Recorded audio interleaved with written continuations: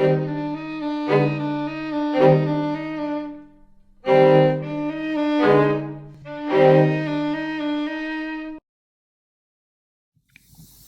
días. Tenemos el placer hoy de presentarles a un obispo argentino, Monseñor Óscar Ojea. Es el obispo de San Isidro, una diócesis del Gran Buenos Aires. Ahora nos explicará un poco más cómo es su diócesis y qué hace en ella.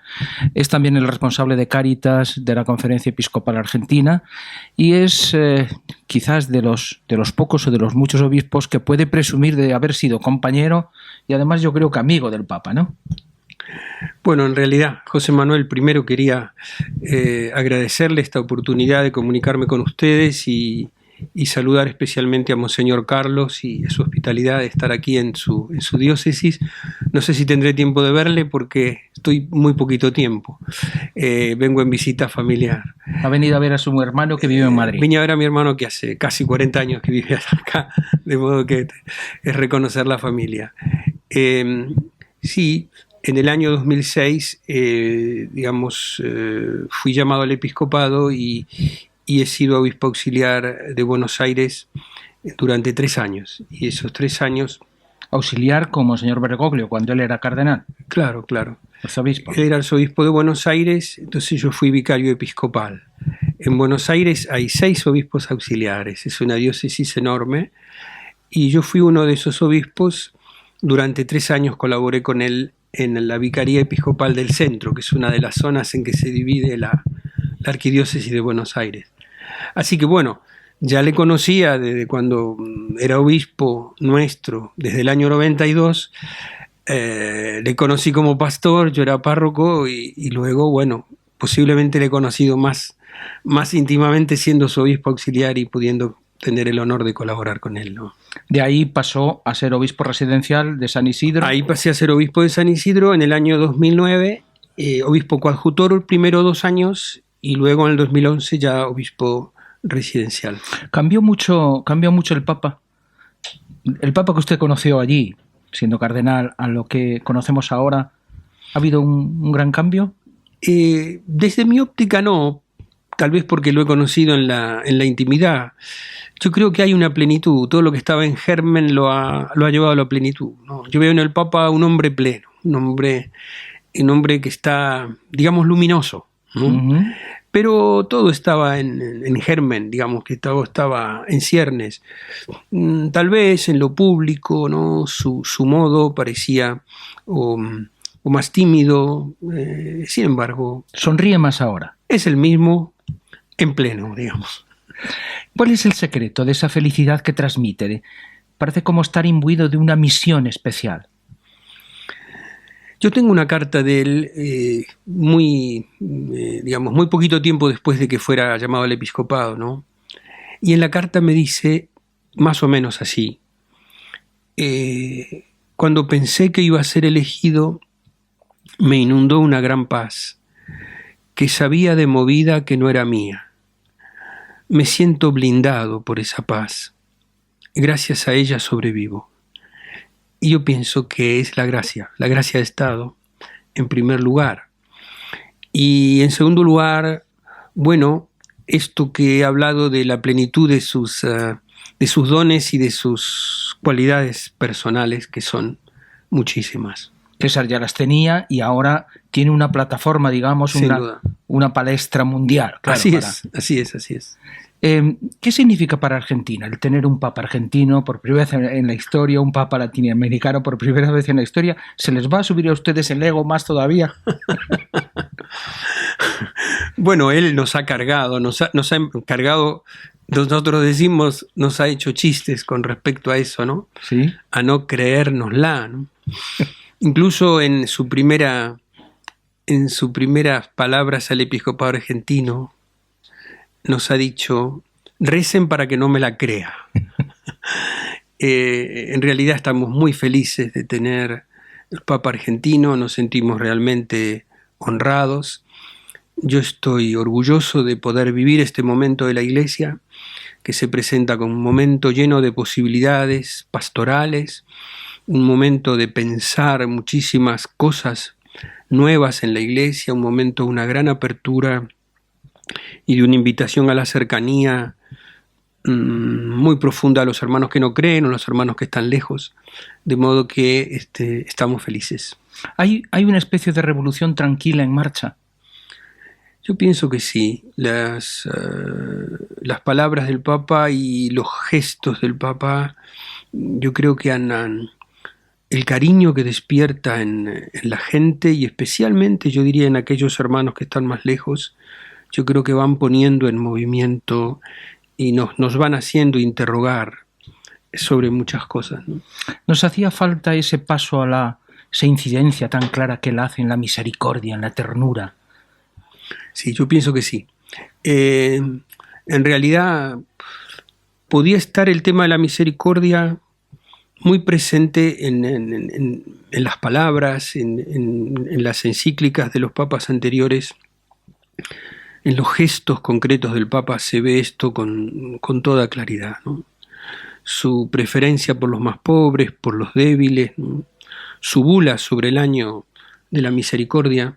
Mire, hablando con él el día 15 de mayo, me dice, bueno, yo le pregunté primero, ¿te sigues levantando a las 4 de la mañana para la oración? Así lo hacía en Buenos Aires. El Papa me ha dicho, sí. Y allí, en la oración, meditando sobre la parábola del hijo pródigo, pensé en ese padre que reiteradamente sale a mirar de lejos a ver si viene el hijo. Entonces también pensé que la iglesia tenía que ser como ese padre, que tiene que aprender a mirar a lo lejos y a acompañar al que viene de lejos, a hacer todo el camino. Por eso el año de la misericordia. Y a mí me conmovió mucho, ¿no? este pensamiento del Papa. Además lo repite mucho. Yo creo que es el eje del pontificado del Papa, ¿no? Los gestos dicen mucho. Ciertamente. A veces más que las palabras. Sí, bien. Y vivimos en la civilización de la imagen y todo eso se comunica de una manera rápida y notable, ¿no? Es decir, verle en la plaza. Yo he querido, cuando he estado en Roma, después de que él ha sido elegido Papa, he querido estar en el fondo de la plaza para poder contemplar mejor, digamos, este fenómeno de la relación, del vínculo del Papa con la gente, ¿no? Y es realmente notable porque viéndolo allí desde abajo, le comento, mira, he quedado sorprendido de tu vínculo con la gente, cómo está la gente, cómo te viva, cómo llega, cómo ¿no? busca sintoniza. tocarte, cómo busca decirte algo. Y me dijo, es lo que más me gusta de todo. Estoy esperando el miércoles que llegue el otro miércoles para poder estar con la gente. Notable, porque él también busca esa cercanía, no solamente la gente, ¿no? O sea que yo diría que es una comunicación plena. Y uno lo percibe claramente en la plaza, eso, ¿no? Hay una sintonía total. Esto se ha percibido también en el último viaje rodeando a su patria sin entrar en ella como Moisés. Esperemos que vaya pronto, ¿no? ¿Tiene pensado ir pronto? Aparentemente, porque no está confirmada la fecha, vendría el año que viene en el segundo semestre. Nosotros 2016. Tenemos la celebración de los 200 años de la independencia, por ese motivo tenemos un congreso eucarístico nacional el 9 de julio y luego seguramente después de ese congreso, sin estar confirmado todavía, vendría el Papa. O sea, hacia el mes de julio del año 2016. Sí. Pero antes él ha querido hacer esta recorrida en los países de la periferia de la Argentina. A mí me parece muy importante. Nosotros en nuestro país tenemos una fuertísima inmigración boliviana y paraguaya. Tenemos el segundo país donde hay más paraguayos en el mundo es la Argentina, por ejemplo. Y así que somos muy sensibles a lo que puede haber pasado en el viaje último del Papa en Ecuador, en Bolivia y en Paraguay. De modo que los interpretamos como mensajes directos a nosotros. Son los países de nuestra periferia y para nosotros son muy queridos. Él sigue jugando con esa simbología de los países periféricos. Sí, porque él tiene una interpretación de cómo se ve el mundo distinto desde la periferia y cómo se ve desde el centro, ¿no? Y eso creo que lo mantiene. Eso está explicado un poco en la carta, en la exhortación apostólica sobre la alegría del Evangelio, ¿no? Esta concepción del mundo más como un poliedro que como una esfera. Como un poliedro. ¿No? De modo que poniéndose en distintos lugares uno puede mirar distinto, ¿no? O puede tener una mirada diferente y percibir de un modo diferente la realidad, ¿no? ¿Qué le pareció el discurso que aquí se catalogó de histórico, el discurso a los movimientos populares en Bolivia? Denunciando el sistema inicuo. Sí, me pareció importantísimo, ¿no? En primer lugar, esta triple T que tenemos que tener presente cuando pensamos en los pueblos originarios y en los movimientos populares, ¿no? Tierra, techo y trabajo, ¿no? Como la tierra, el techo y el trabajo es como lo básico que tiene que enmarcar la lucha de los pueblos por aquello que hace a su dignidad, a la justicia y a la dignidad. En segundo lugar, también es importante porque ha denunciado los crímenes que se han cometido desde lo que hoy llamamos primer mundo, pero en realidad que tiene que ver con la conquista de América. Y esto realmente ha sido trascendente. El hecho de que la Iglesia pida perdón, gesto que fue inaugurado por Juan Pablo II en el Jubileo, estos pedidos de perdón históricos, yo creo que son importantes y reubican a la Iglesia en su diálogo con el mundo. De modo que ese discurso me parece trascendente. Sí. Estábamos hablando entonces de la repercusión del famoso histórico discurso del Papa en Bolivia, los movimientos populares. Quería incidir un poco en eso. La jerarquía española en concreto, porque él se refirió directamente a los crímenes de la conquista. Por lo tanto, la madre patria, digamos, estaba directamente señalada, ¿no? ¿Debería secundar esta petición de perdón del Papa? Bueno, yo no podría entrar en lo que cada conferencia, digamos, de modo autónomo puede decidir, ¿no?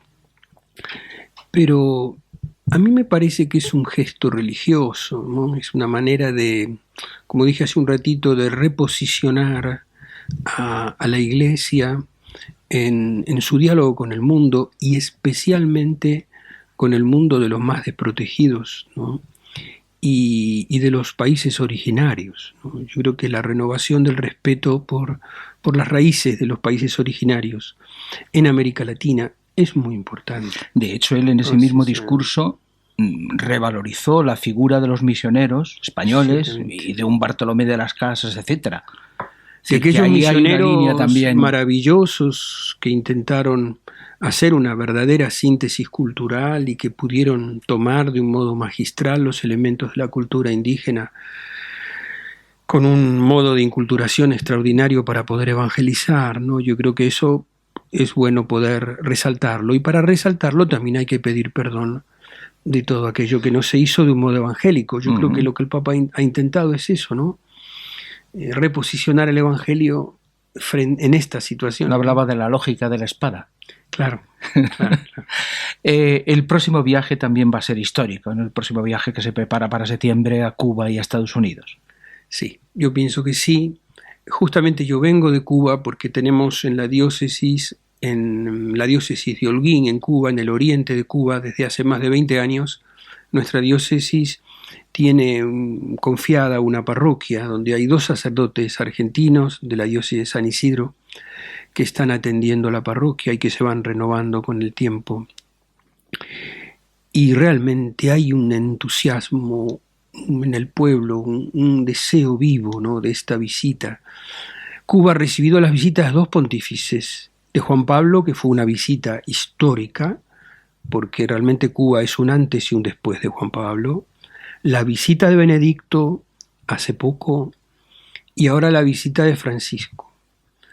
Pues la visita de Francisco se da en este nuevo contexto de haber él mediado en la relación de Estados Unidos y Cuba. De modo que yo creo que la visita va a ser trascendente y el pueblo la espera.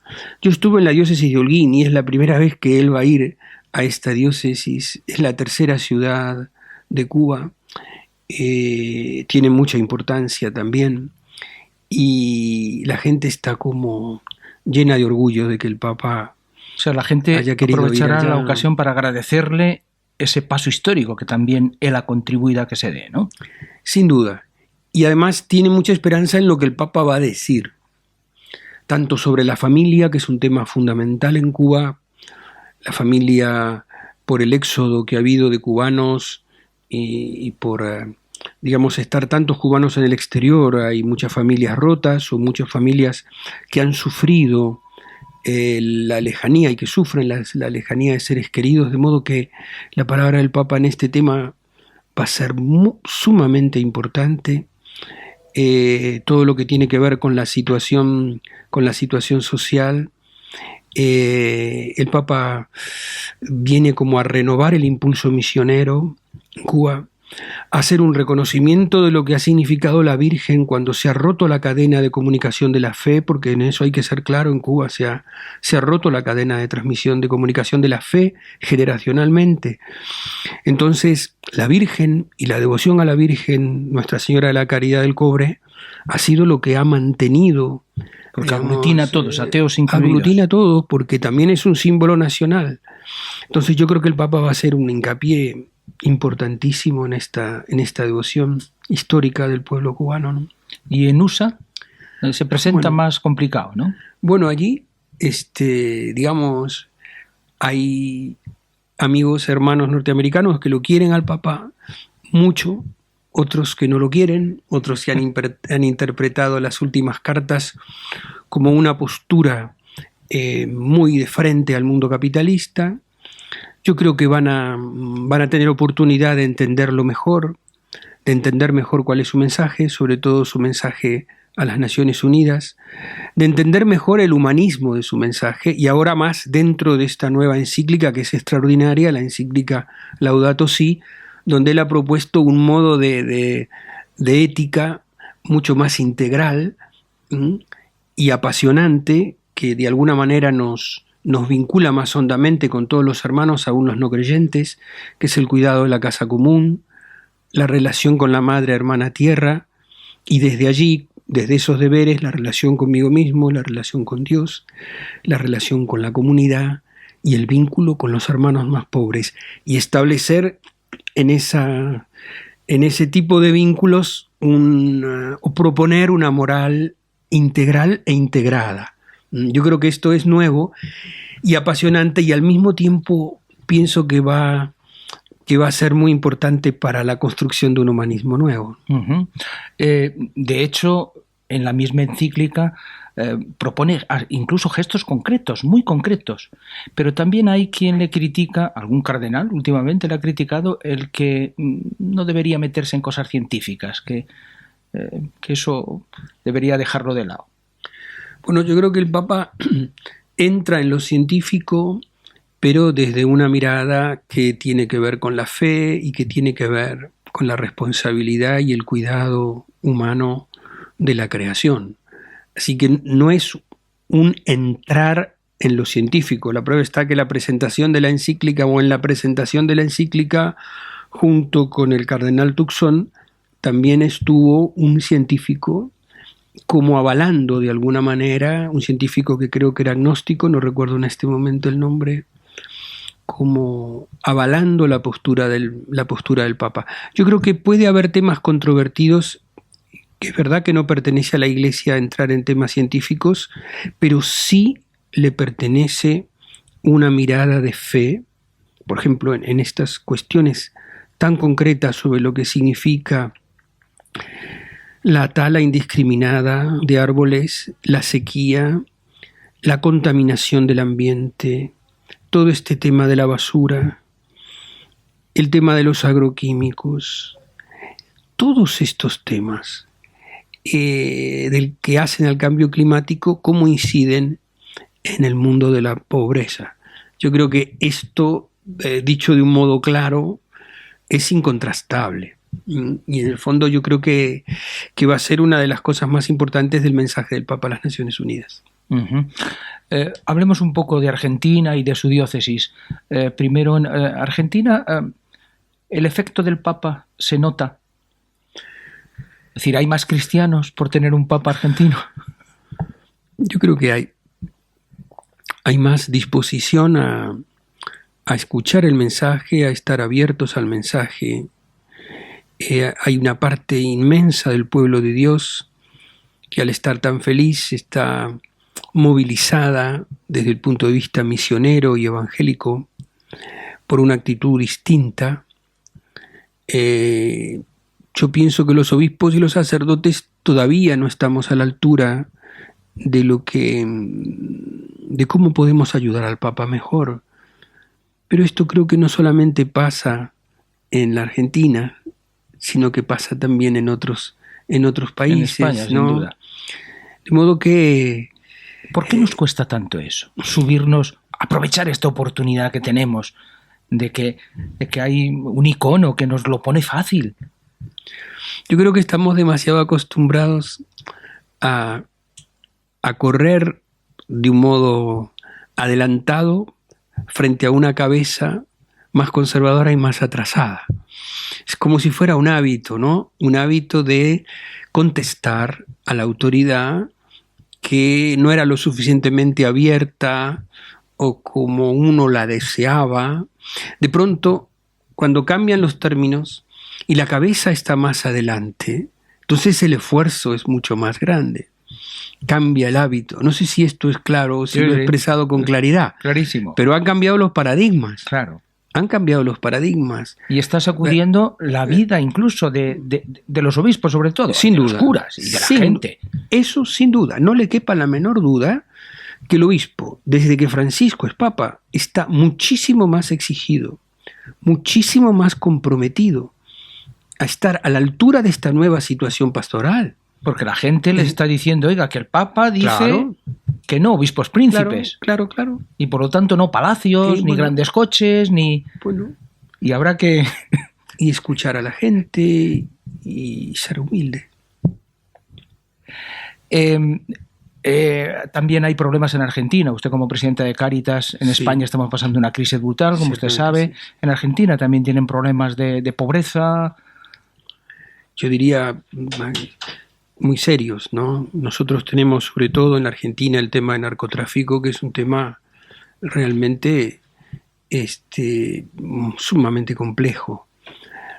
Cuando hablo de narcotráfico, no hablo solamente de la oferta de droga, sino hablo del problema del consumo, sobre todo en los jóvenes y especialmente en los jóvenes de los barrios marginales, de nuestros barrios marginales, ¿no? Nosotros lo llamamos en nuestra Cáritas las nuevas pobrezas, porque la adicción necesariamente trae el delito para consumir, digamos, es como si hubiera una unidad entre droga, delito, criminalidad. Tenemos un problema muy serio en ese sentido. Trae también el tema de la trata de personas al mismo tiempo. Yo diría una nueva violencia, un nuevo modo de violencia. Entonces se juntan situaciones que deben ser abordadas de un modo global y no solo de un sesgo. A ver, por ejemplo, si yo tengo un joven que tiene un problema familiar, ausencia de padre, o la mamá está ocupada manteniendo la familia, está solo, o vive hacinado, tengo otro problema de espacio. Recurre a la banda como un modo de sustitución de la familia, como un modo de inserción. Hace abandono escolar. Tenemos un problema de educación. Se enferma porque la droga en sus viajes trae necesariamente, o si no es SIDA, tuberculosis también, que ha reaparecido ahora en la Argentina. Es por el tema de la alimentación. Entonces tenemos un conglomerado de problemas que no se pueden abordar solo con un sesgo terapéutico, solo con un sesgo educacional o solo desde el desarrollo social. sino con una mirada interdisciplinar. Entonces, ahí sí nos encontramos con un problema nuevo y un desafío nuevo. Entonces, es muy importante que la Iglesia, aprovechando la cercanía que tiene con ese mundo, porque la tiene, porque como yo digo siempre, una abuela, ¿a quién le va a decir que el nieto le ha robado para consumir? ¿Se lo dice al cura o se lo dice a la...? No va a hacer la denuncia a una fiscalía. Entonces, la Iglesia, aprovechando la cercanía que tiene en esos barrios, está comenzando a convocar a los distintos actores sociales para poder caminar en esto de la reconstrucción del tejido social allí, donde si nosotros dejamos crecer este fenómeno, bueno, el futuro realmente se nos complica de un modo impresionante porque está todo muy vinculado. En este momento la voz de la Iglesia además es más escuchada políticamente, digamos. Yo pienso que sí. Tiene más fuerza, más eco. Pienso que la Iglesia en este momento, por lo menos le diría, es más buscada. Interesa el pensamiento de la Iglesia. Más no le puedo decir, no sé cómo será en otros países. Bueno, en la Argentina lo es. La presencia de Francisco, evidentemente esto ha elevado la exigencia de la Iglesia con respecto a su palabra dirigida a los diversos problemas, ¿no?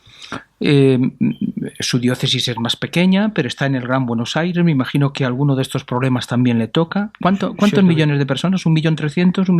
¿1.100.000? 1.100.000 tenemos en la diócesis de San Isidro, que abarca 4 partidos o 4 intendencias, alcaldías, 4 alcaldías, digamos. Tigre, San Fernando, San Isidro y Vicente López. Tigre. Sí, el norte del Gran Buenos Aires. Me hablaron mucho de esa zona como una zona muy bonita, la del Tigre. Tiene partes muy bonitas, claro. Bueno, en mi diócesis hay una diversidad social enorme, ¿no? Y sobre todo un contraste social. Usted al lado de un country o al lado de un barrio cerrado tiene un barrio de emergencia, ¿no? Pero casi geográficamente se tocan. Entonces es un desafío. Villa Miseria, que llaman ustedes. Villa Miseria nosotros llamamos a un barrio marginal. Villa Miseria es un término que se usa mucho en la capital federal, porque en la capital federal, en Buenos Aires, digamos, donde termina el asfalto, comienza este barrio de emergencia. Como que hay una división más clara entre lo que es la villa, el barrio pobre y la ciudad. Y así comienza el término Villa Miseria, ¿no? En cambio, en mi diócesis, los barrios marginados están como mezclados. Uh-huh. Son más pequeños, pero están entrecruzados. Entonces allí tenemos un desafío mayor de convivencia, de diálogo, de interacción. Es apasionante porque, por un lado, en mi diócesis vive la clase dirigente de la Argentina y por otro lado... ¿Ah, sí? Sí. Y por otro lado también vive... porque es una zona rica, entonces, digamos, para entendernos. Es una zona dentro de lo que es el Gran Buenos Aires, yo diría que es la zona más rica del Gran Buenos Aires, sí. Y el Gran Buenos Aires es inmenso, consta de 12 diócesis y viven allí 12 millones de personas. Impresionante, sí. Que ve bien el futuro de su diócesis, está encauzado. ¿Hay misioneros españoles, por cierto, ayudándole allí o no? Tengo, sí, misioneros de la OXA, sí, cómo no. El padre Emilio Ballestero, un gran amigo. Y sí, tengo, no muchos ahora. También tengo poco clero. Tengo 7 seminaristas, que realmente son pocos para las necesidades pastorales de la diócesis. Tengo todavía alrededor de 100 sacerdotes, 64 parroquias, 55 colegios del obispado, más de 100 obras de Cáritas, así que tienen que ver con apoyos escolares, jardines maternales, jardines de infantes, merenderos, comedores. Entonces son obras que lleva adelante la diócesis, en la mayoría de los casos conveniadas con el gobierno de la provincia de Buenos Aires, ¿no? La Iglesia trabaja en muchos aspectos, en muchas obras, con convenios con la provincia de Buenos Aires. Y hasta tiene un obispo auxiliar. Y tengo un obispo auxiliar, tengo esa gracia, Monseñor Martín Fassi, que es realmente una ayuda extraordinaria. Monseñor, vamos terminando. ¿Qué le llega de la Iglesia española, de España? ¿Le preocupa la situación económica que estamos viviendo? Bueno, le diría que yo he notado en mis viajes que han sido muy cortitos, porque en realidad he venido a ver a mi hermano cuando he ido a Roma por algún motivo y he pasado 3-4 días, pero no mucho más. He notado desde hace unos años, sobre todo con el renacimiento de esta nueva diócesis que antes estaba, me parece que ligada al arzobispado. ¿Se refiere a Getafe? Me refiero a Getafe, sí. Como diríamos, como un nuevo impulso evangelizador, ¿no? Yo he notado desde hace unos años como un deseo verdadero de retornar al concilio, de un llamado a la responsabilidad social en muchos sacerdotes, que me ha dado mucha alegría, y que espero que con la presencia del Papa Francisco esto vaya en aumento. Pero al mismo tiempo noto cada vez que vengo a España como el anticlericalismo más fuerte en general en el pueblo, ¿no? Como se ve que este maridaje de la Iglesia con Franco ha sido enormemente perjudicial. Y con los gobiernos sucesivos, después de Franco. Ahí conozco menos, de eso conozco menos, ¿no? Entonces es como... Sí, me da la impresión de que, digamos, como que va a ser bastante difícil remontar este prejuicio, yo diría, ¿no? Anticlerical, ¿no? Sí. Entonces, deseo de todo corazón que la Iglesia pueda reposicionarse para retomar un diálogo con la cultura y con el hombre medio español, digamos, mucho más abierta, mucho más respetuosa y mucho más tolerante. ¿Sabes si Francisco tiene en su mente el poder venir a España en algún momento? Se habló de este año con motivo del centenario de Santa Teresa de Jesús, pero no fue posible. Sí, realmente no sé, no podría decirle, ¿no? Le quedan muchas periferias, ¿verdad? Antes. No sabía cómo contestar eso porque de pronto lo decide, no sé cómo... Aunque España también es una periferia, digamos, dentro de... ¿O no? Sería maravilloso que pudiera venir. Así le esperamos. Monseñor, ha sido un placer. Muchas gracias. Al contrario, José Manuel, y reitero mi saludo a Monseñor Carlos, a quien espero ver. Que Dios los bendiga a todos. Muchas gracias. Sí, porque...